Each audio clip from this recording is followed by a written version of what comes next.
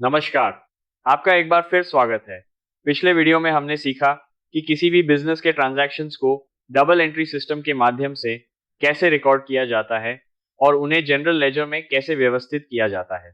अब हम accounting cycle के अगले चरण को समझेंगे, जहां इन रिकॉर्ड्स को सही और पूर्ण बनाकर फाइनेंशियल स्टेटमेंट्स तैयार किए जाते हैं। सबसे पहले जानते हैं कि अकाउंटिंग करने के दो प्रमुख तरीके कौन से हैं। पहला है कैश अकाउंटिंग। इस पद्धति में रेवेन्यू और एक्सपेंसेस तभी रिकॉर्ड किए जाते हैं जब वास्तव में कैश प्राप्त हो या भुगतान किया जाए। दूसरा है अक्रूल अकाउंटिंग। इसमें रेवेन्यू तब रिकॉर्ड किया जाता है जब वो अर्न हो जाता है और एक्सपेंसेस तब रिकॉर्ड किए जाते हैं जब वे इनकर होते हैं, चाहे कैश बाद में मिले या भुगतान बाद में किया जाए। उदाहरण के लिए, यदि आपने आज किसी ग्राहक को सामान बेच दिया लेकिन भुगतान अगले महीने मिलेगा, तो अक्रूअल अकाउंटिंग में रेवेन्यू आज ही रिकॉर्ड किया जाएगा। इसी कारण अक्रूअल अकाउंटिंग किसी भी बिजनेस की वास्तविक फाइनेंशियल परफॉर्मेंस को बेहतर तरीके से दर्शाती है। अकाउंटिंग पीरियड के अंत में कुछ ऐसे ट्रांजैक्शंस होते हैं जिन्हें अपडेट करना आवश्यक होता है। इन्हें एडजस्टिंग एंट्रीज कहा जाता है। इनका उद्देश्य यह सुनिश्चित करना होता है कि सभी रेवेन्यू और एक्सपेंसेस सही अकाउंटिंग पीरियड में रिकॉर्ड हों।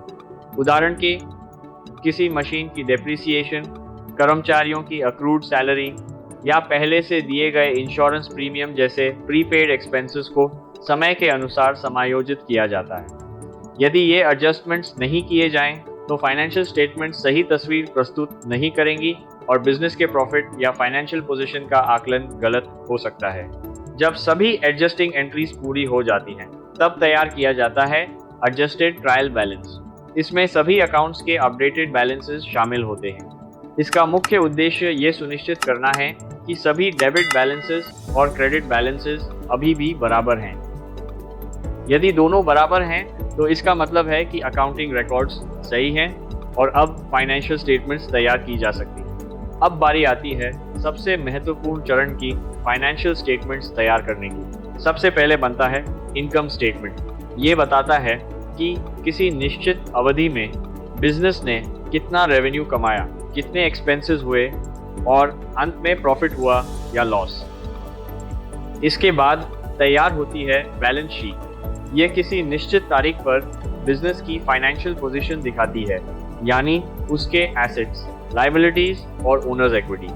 अंत में तैयार होता है कैश फ्लो स्टेटमेंट। ये बताता है कि बिजनेस में कैश कहाँ से आया और कहाँ खर्च हुआ।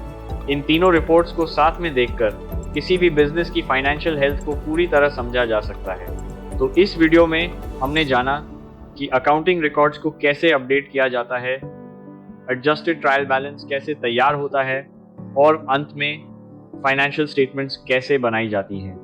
अगले और अंतिम वीडियो में हम सीखेंगे कि इन फाइनेंशियल स्टेटमेंट्स का विश्लेषण कैसे किया जाता है, महत्वपूर्ण फाइनेंशियल मैट्रिक्स क्या होते हैं और इन्हीं जानकारियों के आधार पर बेहतर बिजनेस डिसीजंस कैसे लिए जाते हैं। धन्यवाद। अगले वीडियो में मिलते हैं।